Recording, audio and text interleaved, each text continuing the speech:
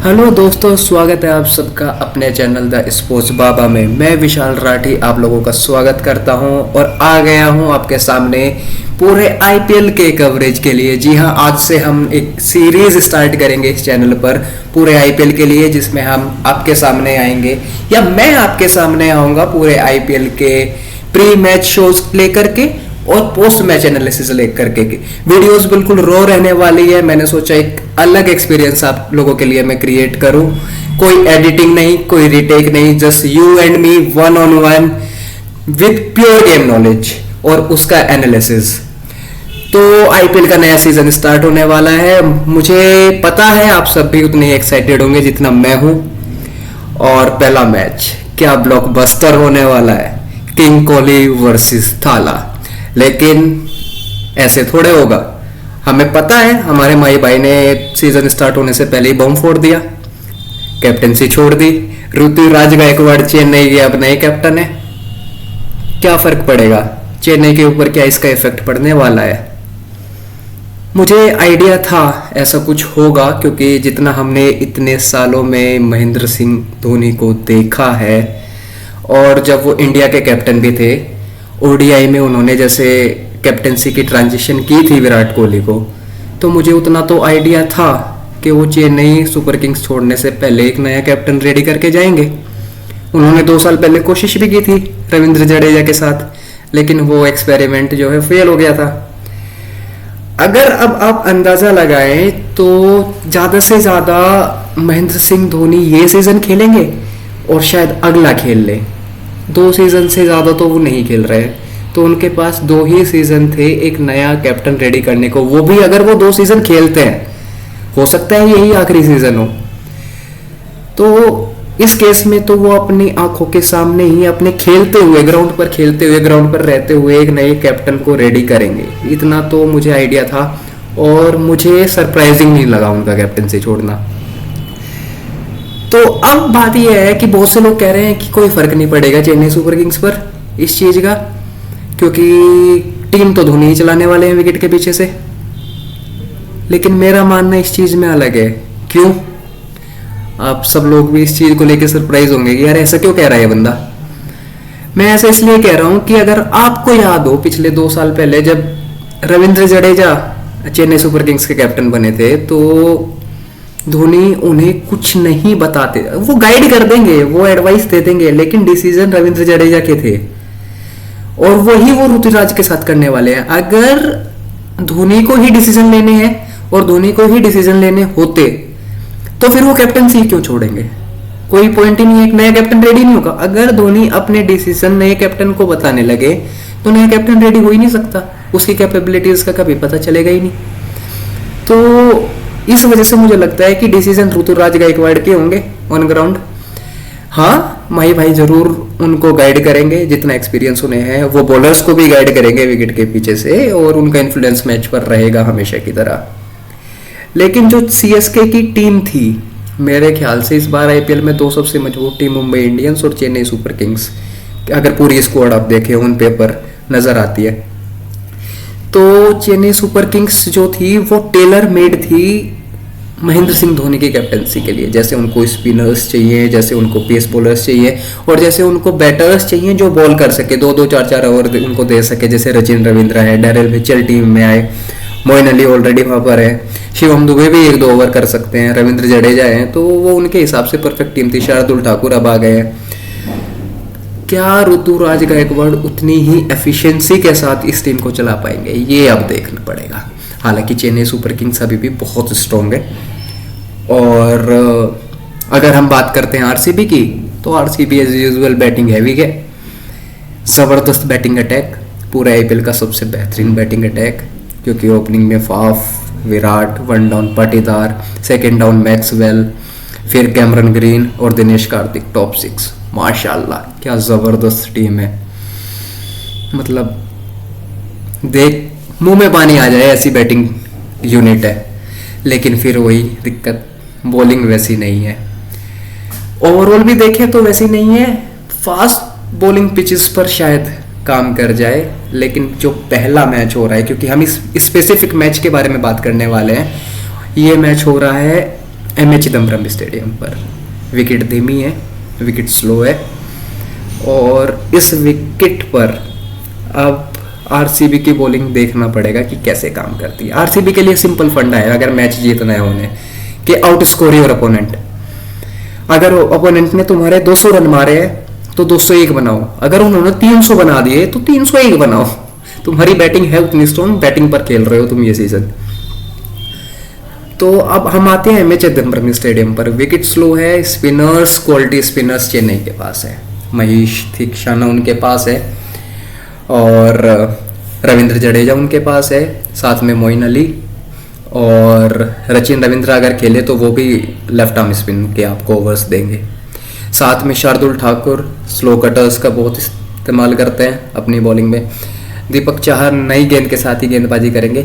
मथीशा पथिराना जो उनका slinging action वाला पेस बॉलर है श्रीलंका से, वो इस मैच को नहीं खेलेगा, इंजर्ड है अभी। शुरू के शायद कुछ मैच वो मिस करे, लेकिन उनके पास रिप्लेसमेंट में कौन है? मुस्तफिजुर रहमान, बांग्लादेश से लेफ्ट आर्म, और उनके कटर्स यॉर्कर्स हमें पता है कि कितनी इफेक्टिव है। तो चेन्नई के पास अपने होम ग्राउंड के लिए एक परफेक्ट बॉलिंग यूनिट है।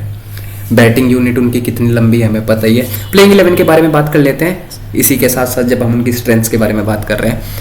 ऋतुराज गायकवाड़ जो कि ओपनिंग करेंगे, कैप्टन भी होंगे। ऋतुराज गायकवाड़ बहुत इंपॉर्टेंट होने वाले हैं। चेन्नई होप करेगा कि जैसे कैप्टनसी आने पर रविंद्र जडेजा की खुद की फॉर्म चली गई थी बैट और बॉल दोनों के साथ, ऋतुराज के साथ वैसा ना हो। क्योंकि अगर ऋतुराज के साथ वैसा हो गया तो फिर चेन्नई को दिक्कत बन जाएगी, क्योंकि ऋतुराज पिछले 2-3 सीजन्स में सबसे ज़्यादा रन कर रहे हैं चेन्नई के लिए। उनके टॉप रन गेटर हैं, वो हाईएस्ट रन गेटर हैं। तो ऋतुराज के साथ वैसा नहीं होना चाहिए कि कैप्टनसी के प्रेशर में उनके रन्स बनने बंद हो गए, उनकी फॉर्म चली गई तो फिर सीएसके को दिक्कत बन जाएगी। ओपनिंग पार्टनर उनका कौन हो सकता है? स्टीफन फ्लेमिंग ने कहा है जिनके रहाणे, हाँ एक वायबल ऑप्शन है रहाणे, क्योंकि उन्हें ओपनिंग करनी आती है, उन्होंने ओपनिंग कर रखी है। सचिन रविंद्र दूसरे ऑप्शन है।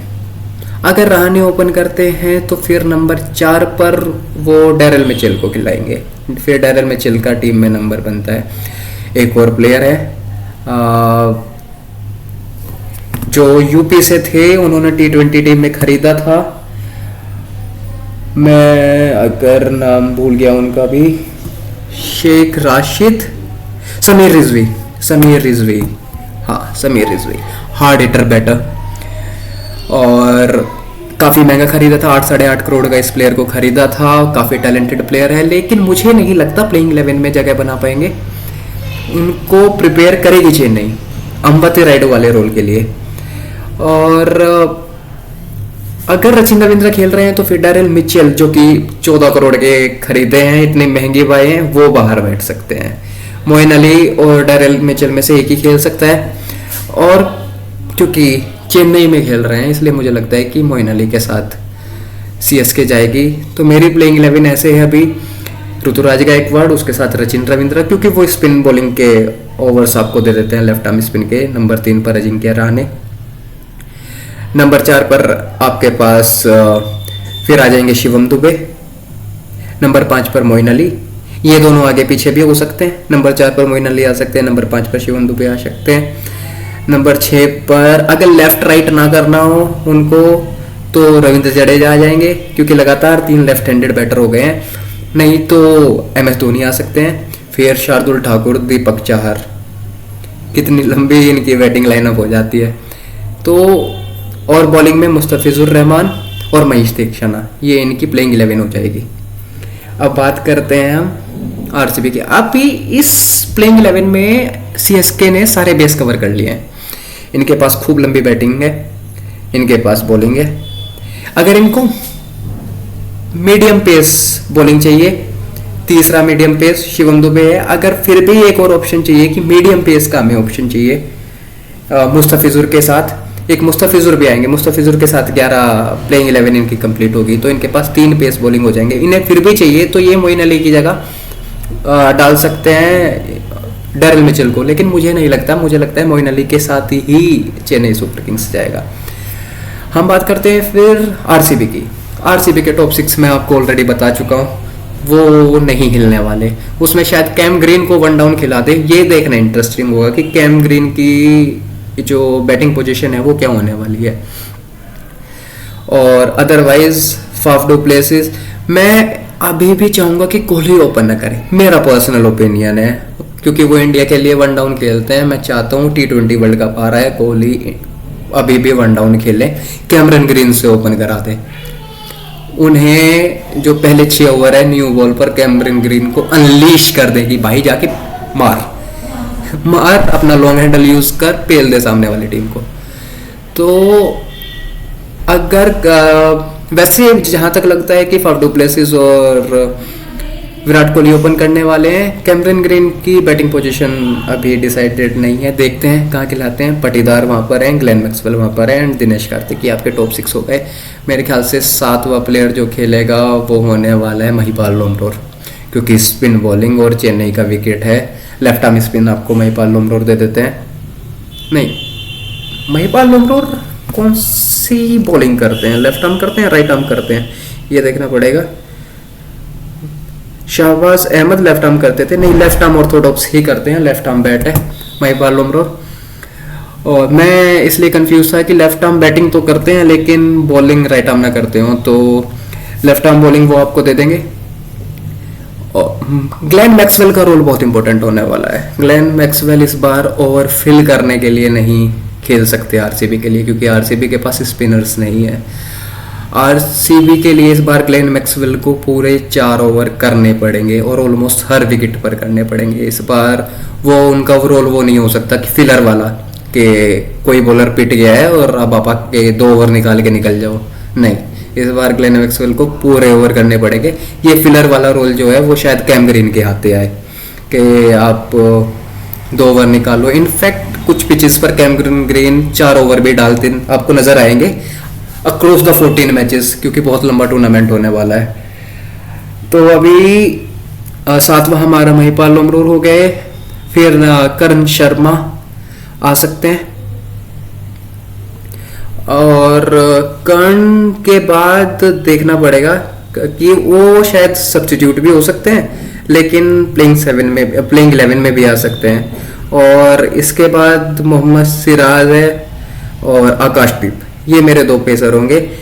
तीसरा पेसर जो ओवरसीज पेसर है वो लोकी फर्गसन या अलजारी जोसेफ में से एक होने वाला है। हो सकता है आरसीबी अलजारी जोसेफ के साथ चला जाए, क्योंकि अलजारी जोसेफ की बैटिंग बढ़िया है लोकी फर्गसन के मुकाबले, लेकिन मुझे लोकी फर्गसन ज़्यादा लीडल नज़र आते हैं, विकेट टेकिंग ऑप्शन ज़्यादा बेटर नज़र आते हैं। और एक मयंक डागर एक इंटरेस्टिंग ऑप्शन होने वाला है कि करण शर्मा या मयंक डागर में से एक प्लेयर सब्स्टिट्यूट हो सकता है, क्योंकि मयंक डागर को अभी बहुत लोग नहीं जानते हैं, लेकिन मयंक डागर भी लेग स्पिनर है। तो Mayank Dagar left arm Orthodox है, सॉरी यहाँ पर मैं कंफ्यूज हो गया, मुझे मयंक डागर लेग स्पिनर याद था लेकिन लेफ्ट आर्म ऑर्थोडॉक्स है। और कर्ण शर्मा जहाँ आगे खेलेंगे, क्योंकि लेग स्पिन का ऑप्शन तो चाहिए होगा। लेफ्ट आर्म ऑर्थोडॉक्स का क्योंकि महिपाल लोमरोर हो गए। और फिर हम आते हैं, ये इनकी प्लेइंग 11 हो गई, लेकिन अभी फिर जीतेगा कौन इनमें से, क्वेश्चन ये है कि इन दोनों में से जीतेगा कौन, दोनों टीम में से। चेन्नई अपने घर पर बहुत ही मजबूत टीम है। मैं नंबर्स में ज़्यादा नहीं जाऊंगा, क्योंकि नंबर्स आपको पता है, आपको कहीं भी मिल जाएंगे, आप इंटरनेट पे सर्च करेंगे नंबर्स आपको हर जगह मिल जाएंगे। 36 वेबसाइट ने छापा हुआ है कि इनके हेड टू हेड स्टैट्स क्या हैं। लेकिन जो मुझे याद है साफ अब तक आईपीएल के इतिहास में दोनों टीमें एमए चिदम्बरम पर 8 बार खेली है, और 8 में से 7 मैच चेन्नई ने जीते हैं आरसीबी के अगेंस्ट। सिर्फ आरसीबी आज तक 1 मैच जीत पाई है चेन्नई के अगेंस्ट एमए चिदम्बरम स्टेडियम पर। तो आपको ये डोमिनेंस बताता है। इनफैक्ट हेड टू हेड में भी चेन्नई काफ़ी आगे है, 20-10 का कुछ ऐसे इनका नंबर है कि 20 मैच चेन्नई ने जीते हैं और 10 मैच आरसीबी ने जीते हैं। तो इतना फ़र्क है दोनों टीमों में। हालांकि दोनों बड़ी टीम रही है हमेशा से आईपीएल में, लेकिन चेन्नई के पास एडवांटेज है, होम एडवांटेज है। फिर उनके जो स्पिनर्स हैं वो बहुत क्वालिटी स्पिनर्स हैं, जडेजा, महेश दीक्षाना, उसके साथ मोइन अली एंड सचिन रविंद्रा, मतलब बहुत ही ज़बरदस्त स्पिन कॉम्बिनेशन। जो आरसीबी कमज़ोर नज़र आ रही है ना, वो बॉलिंग डिपार्टमेंट में ही आ रही है। पेस डिपार्टमेंट को फिर भी मैनेज कर सकते हैं क्योंकि मोहम्मद सिराज पिछले काफ़ी टाइम में बहुत अच्छी फॉर्म में रहे हैं। आकाशदीप को हमने इंग्लैंड की सीरीज़ के आगे देखा, एक बहुत ही ज़बरदस्त डोमेस्टिक प्रोडक्ट है। लोकी फर्गसन या अल्जारी जोसेफ अपने आप को मैनेज कर लेंगे क्योंकि पेस अटैक चेन्नई का भी उतना ज़बरदस्त नहीं है, लेकिन दीपक चाहर, शार्दुल ठाकुर और मुस्तफिजुर रहमान, अगर दोनों का पेस अटैक का कंपेयर करेंगे तो लगभग सेम नज़र आएगा। लेकिन एक तो चेन्नई का जो पेस अटैक है वो चेन्नई की कंडीशन के लिए बहुत बढ़िया है क्योंकि वो लीथल पेस बॉलर्स नहीं है, वो है जो कटर्स यूज़ करते हैं, स्लो बॉल्स यूज़ करते हैं। दीपक चाहर का अपना रोल डिफाइंड है कि नई बॉल से आया, स्विंग किया, पावर प्ले में विकेट लिया। ना ही वो इतना बढ़िया डेथ बॉलर है, ना ही वो इतना बढ़िया मिडिल ओवर बॉलर है, लेकिन पावर प्ले का, नई गेंद का बहुत बढ़िया बॉलर है, ज़बरदस्त बॉलर है, स्विंग करता है। तो रोल डेफिनेशन जो है ना चेन्नई के खेमे में वो ज़बरदस्त है। तो सिर्फ यही चीज़ जो है वो फेवरेट बनाती है चेन्नई को इस गेम में आरसीबी के अगेंस्ट। तो मेरा प्रेडिक्शन इस गेम के लिए है Chennai super kings to win this match. बाकी पहला मैच है और हम इस मैच के बाद मिलेंगे और हर मैच से पहले मिलेंगे, ऐसे ही बिल्कुल रॉ वीडियोस। मेरे से कुछ गड़बड़ भी हुई हैं आज मैं प्रिपेयर भी नहीं था ऑनेस्टली, काम बहुत था आईपीएल की वजह से ही, क्योंकि आईपीएल स्टार्ट हो रहा है। और कल से और इनफैक्ट आज से बेटर प्रिपेयर्ड वीडियोस आपको मिलेंगी। ये तो kind of trend and tested पहला मैच है, तो जो भी मिस्टेक्स हुई हैं उन सब के लिए मैं माफ़ी चाहूँगा। और अगर आपको पसंद आया हो ये हमारा 1-to-1 कॉन्वर्सेशन, 1-to-1 मैच का एनालिसिस, तो चैनल को सब्सक्राइब कीजिएगा। पूरे आईपीएल एक भी मैच को बिना मिस किए मैं आपके सामने होने वाला हूँ। और हर मैच के पोस्ट मैच एनालिसिस में भी हम मिलेंगे और आज रात को हम मिलेंगे मैच के बाद और बात करेंगे कि कैसा मैच गया, क्या क्या हुआ और कैसा मैच रहा। और होपफुली हमें एक बहुत ज़बरदस्त मैच मिलेगा जिसमें दो क्वालिटी टीम हमें एक एंटरटेन करेगी ज़बरदस्त तरीके से। आप किस टीम के लिए और किस प्लेयर को देखने के लिए बहुत एक्साइटेड है? ऑब्वियसली धोनी के लिए सब एक्साइटेड है क्योंकि इतने टाइम बाद, पूरे 1 साल बाद अब माही भाई देखने को मिलते हैं ग्राउंड पे। द फार्मर फ्रॉम रांची पूरे साल फार्मिंग करके भाई पहुंच जाते हैं और ट्रॉफी उठा करके ले जाते हैं। तो इंटरेस्टिंग, इस बार कैप्टन नहीं है तो देखते हैं कि चेन्नई कैसा फेयर करती है उनकी मौजूदगी में, लेकिन उनकी कैप्टेंसी के अंडर नहीं, ऋतुराज का एक वर्ड की कैप्टेंसी के अंडर। तो लेट्स सी, होपफुली हमें एक बहुत ज़बरदस्त मैच देखने को मिलेगा। चैनल को सब्सक्राइब करना नहीं भूलिएगा और मिलते हैं मैच के बाद। बाय बाय, टेक केयर, अस्सलाम वालेकुम।